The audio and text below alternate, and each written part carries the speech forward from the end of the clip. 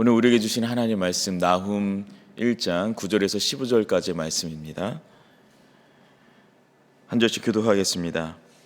너희는 여호와께 대하여 무엇을 꾀하느냐? 그가 온전히 멸하시리니 재난이 다시 일어나지 아니하리라. 가시덤불같이 엉커러졌고 술을 마신 것 같이 취한 그들은 마른 지푸라기 같이 모두 탈 것이거늘 여호와께 악을 꾀하는 한 사람이 너희 중에서 나와서 사악한 것을 권하는도다.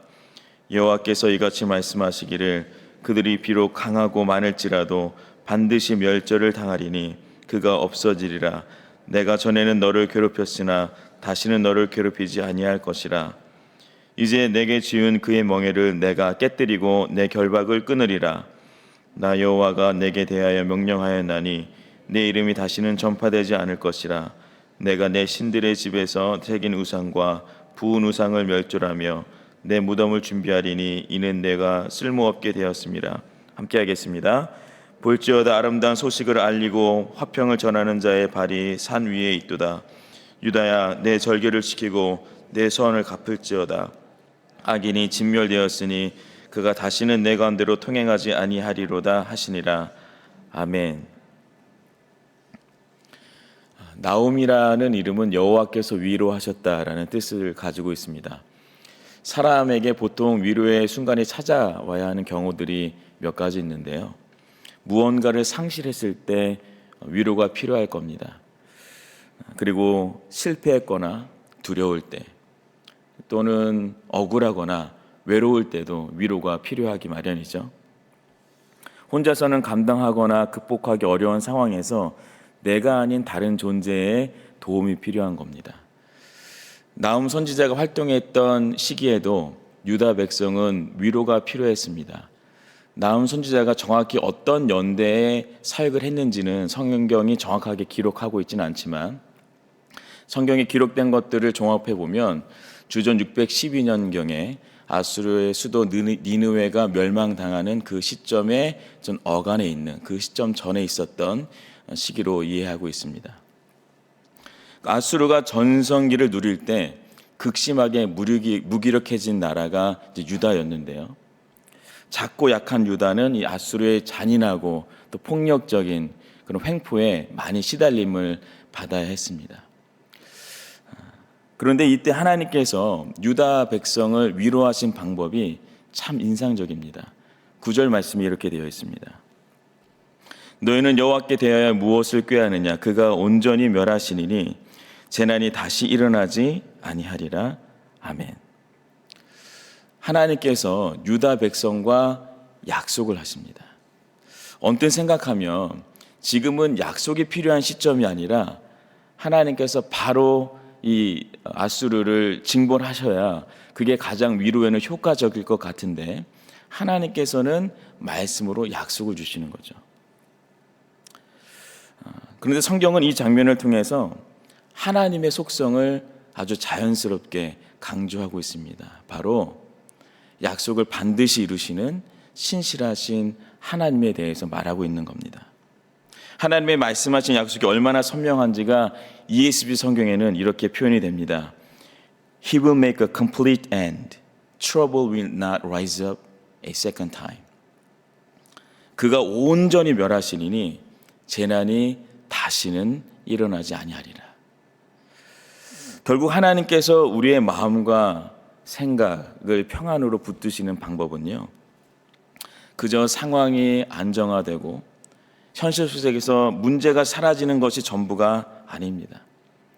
하나님이 어떠한 분이신지를 깨닫고 그리고 그분을 더 깊이 알아갈 때 우리는 평안을 얻게 되는 것이죠.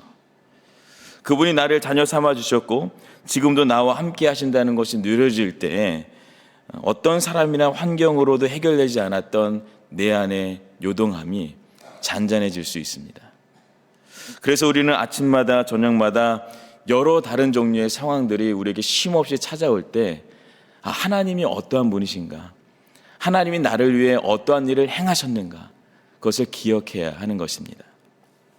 오늘 본문에서는 3번에 걸쳐서 여호와 하나님의 약속이 유다 백성에게 선포로 전해지고 있습니다. 그런데 각각의 선포에는 이제 하나님이 어떠한 분이신지에 대해서 이제 담아내고 있는데, 먼저 12절과 13절의 말씀을 보면 이렇게 됩니다.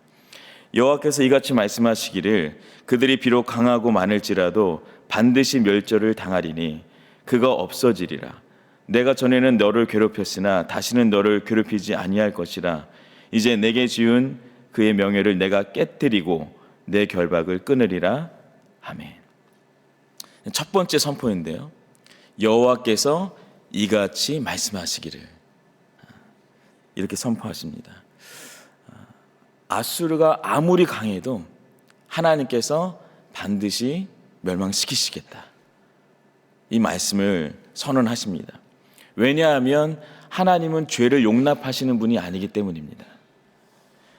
나훔 선지자보다 한 150년 전에 있었던 니느웨를 향한 또 다른 선포가 있었죠. 요나가 니느웨 땅을 향해서 선포했습니다. 그런데 그 선포에는 회개의 기회가 담겨 있었습니다.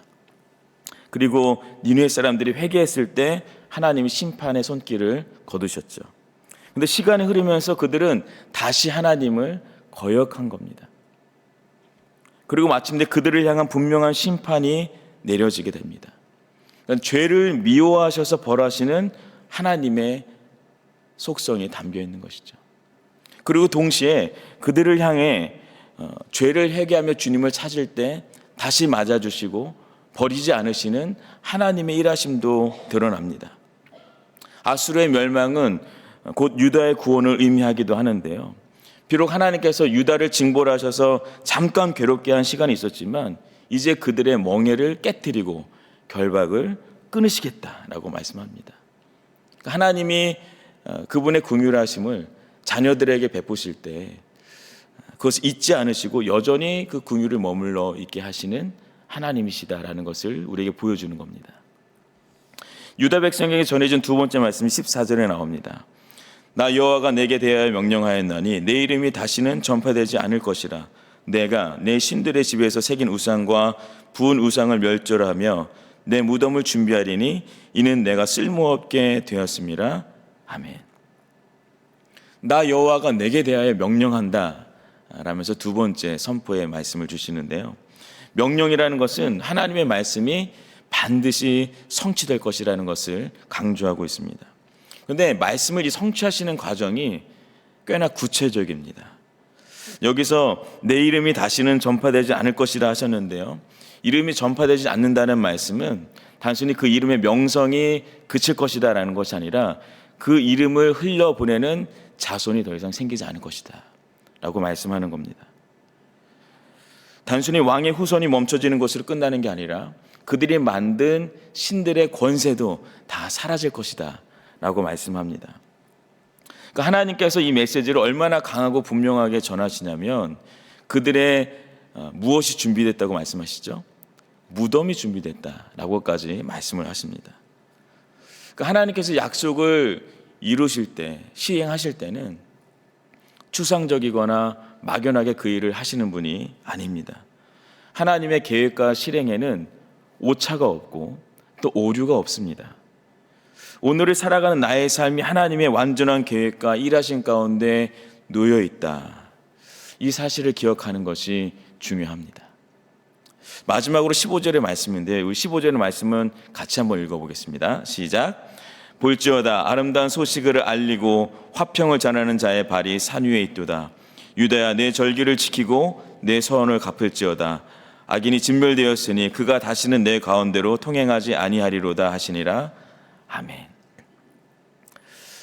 이 구절을 세 번역으로 읽으면 이렇게 됩니다. 보아라, 좋은 소식을 전하는 사람, 평화를 알리는 사람이 산을 넘어서 달려온다. 야, 이 말씀을 읽으는데 막 가슴이 얼마나 뛰는지 모릅니다. 하나님께는 불가능한 일이 없다는 것을 우리 모두에게 믿음으로 고백할 수 있기를 바랍니다. 지금 아수르는요, 그들의 전성기를 보내고 있어요.